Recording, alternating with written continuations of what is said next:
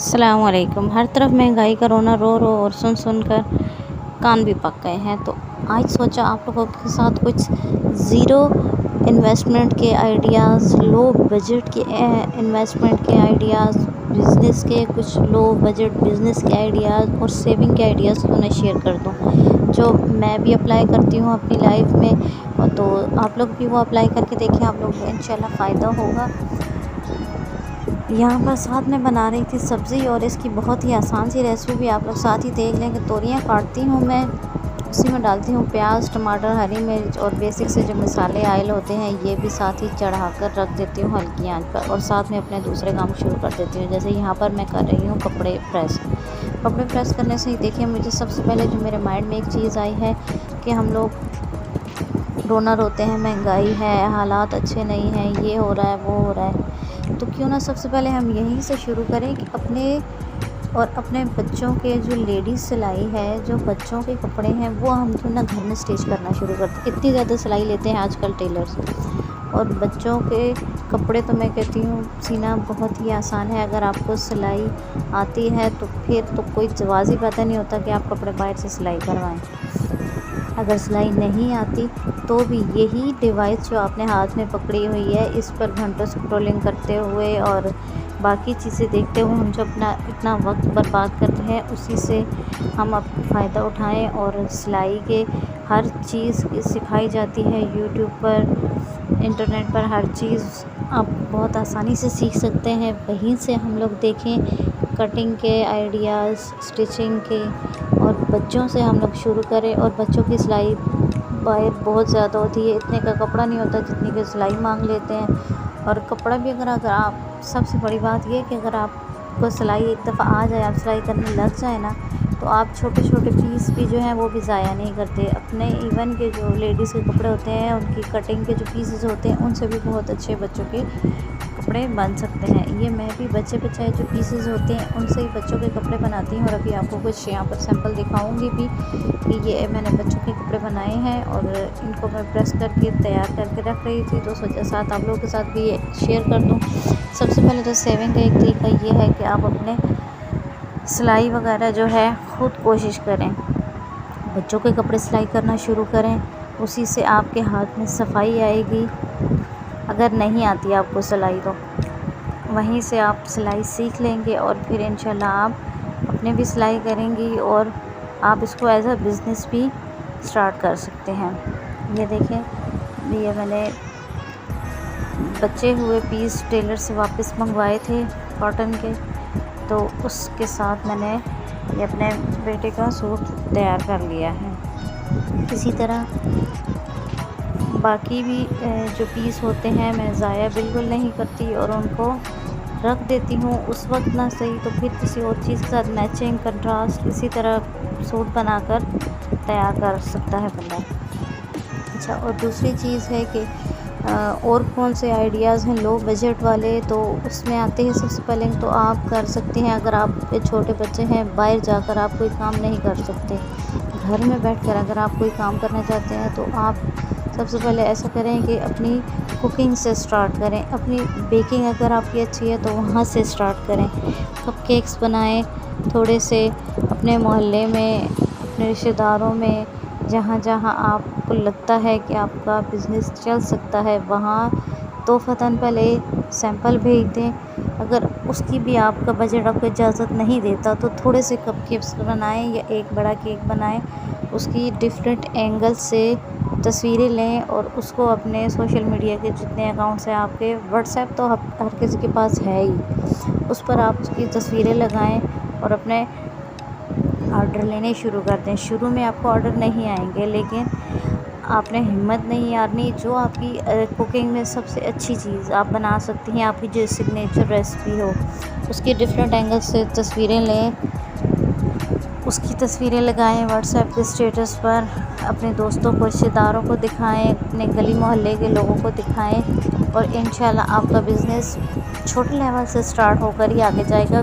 कोई भी जो काम है वो एकदम से बड़े पैमाने पर नहीं चलता, आपको इनिशियल स्टेज पर बहुत छोटे ऑर्डर मिलते हैं और इंशाल्लाह फिर उसी तरह आप आपका कारोबार बढ़ता चला जाता है। शामी कबाब हो गए, उनकी आप बना लें। सैंडविचेस हो गए, थोड़े से बनाकर उसकी अच्छी सी तस्वीरें लेकर व्हाट्सएप पर आप लगा सकते हैं और उस तरह आप अपने ऑर्डर ले सकते हैं। अगर आप हो सके, आपका बजट आपको इजाज़त दे, तो मैं पब्लिक प्लेसेस जो होती हैं आपके घर के करीब ही, कोई पार्क है, कोई हॉस्पिटल है, कोई बाज़ार वगैरह है, तो वहाँ पर आप जाकर एज ए गिफ्ट लोगों को पहले दे सकते हैं और साथ ही अपना एड्रेस और अपना जो आपका जहाँ पर आप अपना कारोबार शुरू कर रहे हैं उसका एड्रेस दे दें। इस तरह आपका कारोबार इंशाल्लाह बहुत जल्दी चलेगा और बहुत कम इन्वेस्टमेंट में चल जाएगा।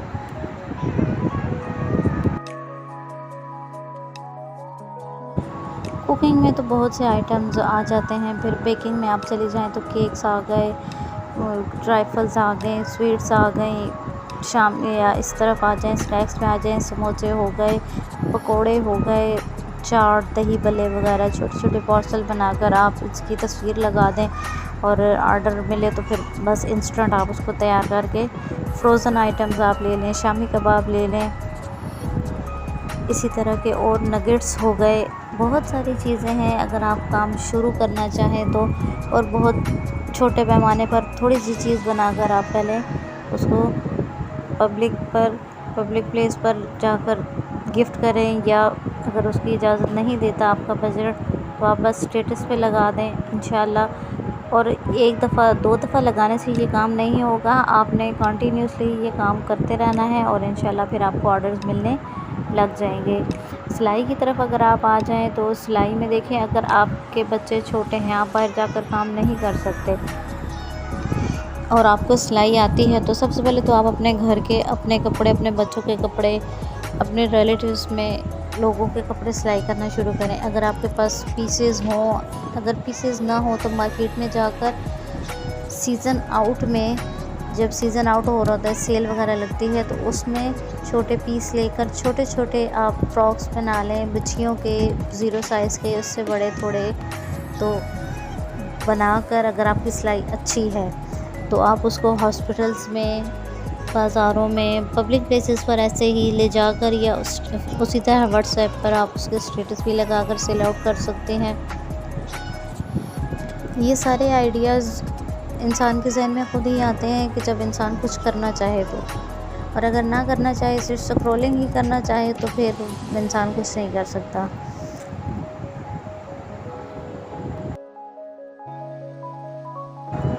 फिर इसके अलावा आ जाती है, अगर आपके पास अच्छी नॉलेज है, कुछ ज़्यादा नॉलेज भी नहीं, मैट्रिक भी अगर आपके पास है ना, कम से कम आप अच्छी तरह से इंग्लिश समझ सकते हैं, तो आप कोशिश करें कोई भी आप पेड कोर्स कर लें। पेड नहीं तो फ्री कोर्सेज़ भी हैं यूट्यूब पर, आप उनको देखें, उनसे सीखें, फ्रीलांसिंग की तरफ आएँ। इस तरह के जो आपके कोर्सेज़ हैं उनको आप तवज्जो से देखकर, सीखकर और अपना टाइम वेस्ट करने की बजाय इस किस्म के काम में अपना टाइम आप इन्वेस्ट करें। अपना लो बजट, अपने बजट के हिसाब से देखें, जो पैकेजेस हों उनको आप गेन करें, वहाँ से सीखें और वक्त के साथ साथ इंशाल्लाह आपकी अर्निंग भी स्टार्ट हो सकती है। मेरे व्यूअर्स जो हैं, आपसे मेरा यही क्वेश्चन है कि आप घर में बैठकर क्या काम करती हैं अपने फालतू टाइम में, या आपके माइंड में कोई ऐसे आइडियाज़ हैं जो आप दूसरों के साथ शेयर करना चाहें जिससे औरों का फ़ायदा हो।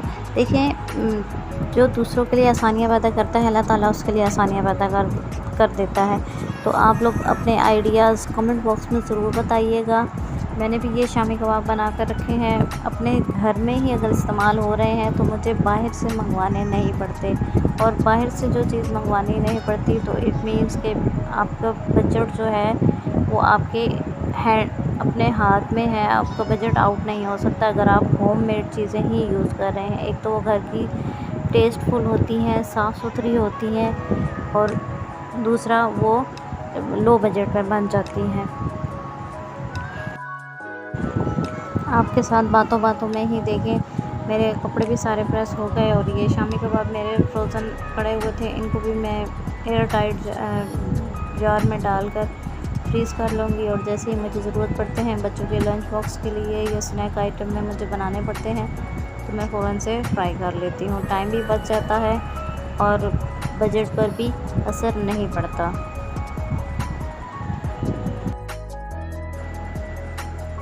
इसके साथ ही देखिए हमारी सब्ज़ी भी बिल्कुल तैयार हो चुकी है। अब हम इसको हल्की आंच पर थोड़ा सा भून लेंगे। तो आई होप कि आपको आज की वीडियो अच्छी लगी होगी, मेरे आइडियाज़ अच्छे लगे होंगे। इन पर अमल करने की कोशिश ज़रूर कीजिएगा। कमेंट बॉक्स में अपने राय का इज़हार ज़रूर कीजिएगा। चैनल पर नए हैं तो सब्सक्राइब कर दें, वीडियो अच्छी लगे तो लाइक कर दीजिएगा और अच्छा कमेंट करके मेरी हौसला अफजाई कर दीजिएगा। अगली वीडियो तक दीजिए इजाज़त। अपना रखिएगा बहुत सा ख्याल और मुझे रखिएगा दुआ में याद। अल्लाह हाफ़िज़।